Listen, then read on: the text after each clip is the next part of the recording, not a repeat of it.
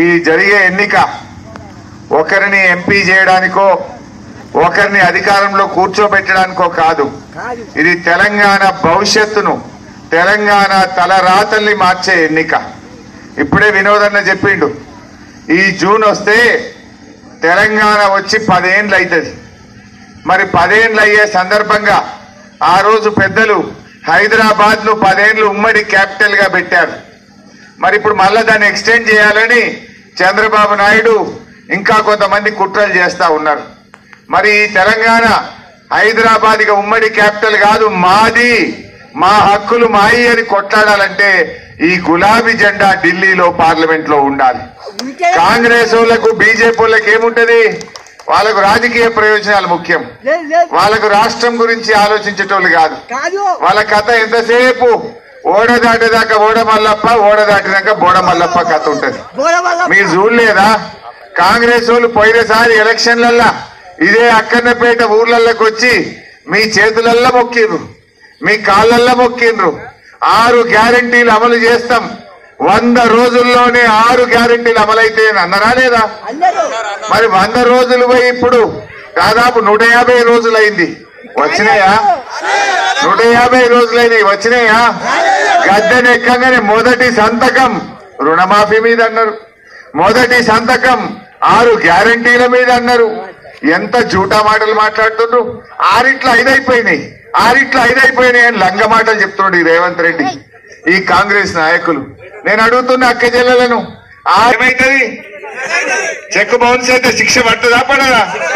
మరి ఇప్పుడు ఈ కాంగ్రెస్ వాళ్ళు ఇచ్చిన బాండ్ పేపర్ బౌన్స్ అయింది. కాంగ్రెస్ వాళ్ళ బాండ్ పేపర్ బౌన్స్ కాలే?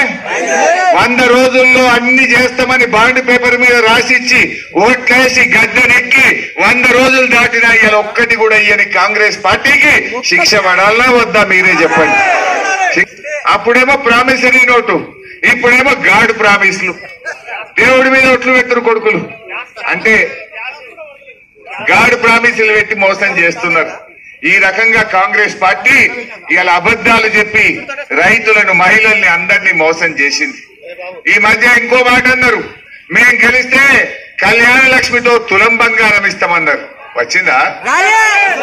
ఈ కాంగ్రెస్ వాళ్ళ పుణ్యమేందో కానీ వీళ్ళు గద్దెనెక్కినాక 50,000 తులం ఉన్న బంగారం 75,000 అయింది. అయిందా లేదా?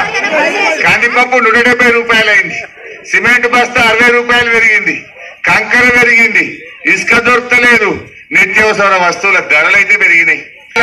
ప్రాజెక్టులు కట్టింది మనం, ఇలా పనులు చేసింది మనం. గౌరవల్లి ప్రాజెక్టును ఇదే కాంగ్రెస్ వాళ్ళు అడ్డం పడ్డా అడ్డంకులు తొలగించి 8 టీఎంసీలతో రిజర్వాయర్ను పూర్తి చేశాం.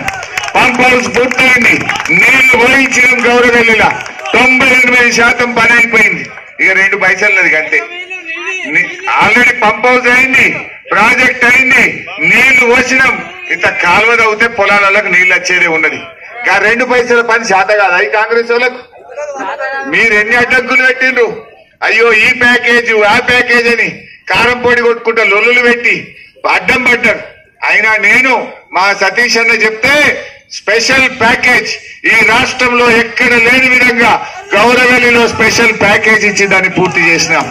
న్యూట్రిషన్ కిట్, దళిత బంధు, బీసీ బంధు, కాంగ్రెస్ పార్టీ గట్లయితేనే ఇవన్నీ వస్తాయి.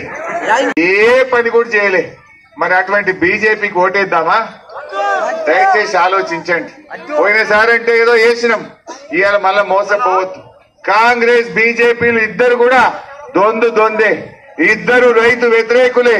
అందువల్ల ఎప్పటికైనా మన తెలంగాణకు మన కేసీఆర్ శ్రీరామ రక్ష. ఈ పనులు మనం చేసినాం.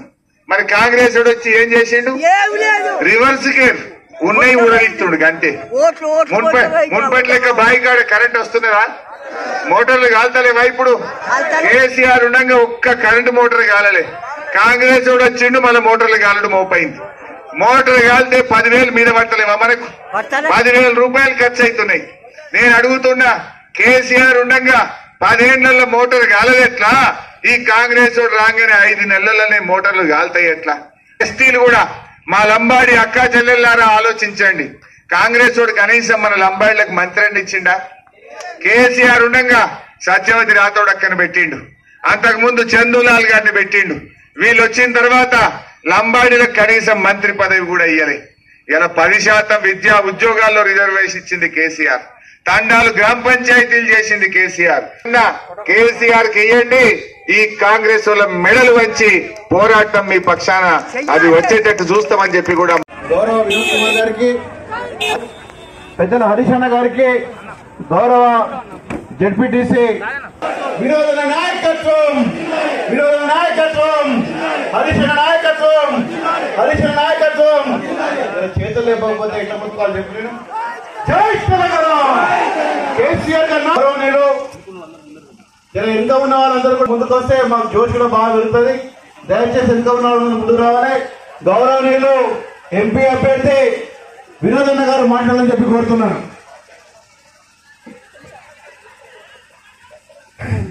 ఎండ బాగా కొడుతుంది కాబట్టి మరి హరీష్ అని ఇప్పుడు వచ్చారు, హరీష్ గారు మాట్లాడతారు. ఇప్పుడు ఎక్కువసేపు ఎండ కూడా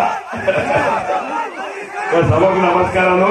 అదేవిధంగా మన రాజరెడ్డి గారు, వైస్ చైర్మన్ గారు, రూప్ సింగ్ గారు ఎంపీలు ఢిల్లీలో ఉండాలి. కేవలము 5 ఉద్యమం నడిపి తెలంగాణ తెచ్చినటువంటి విషయం. 24 ఏళ్ల కింద రాజశేఖర రెడ్డి కాంగ్రెస్ నాయకుడు చంద్రబాబు నాయుడు ఏమన్నారంటే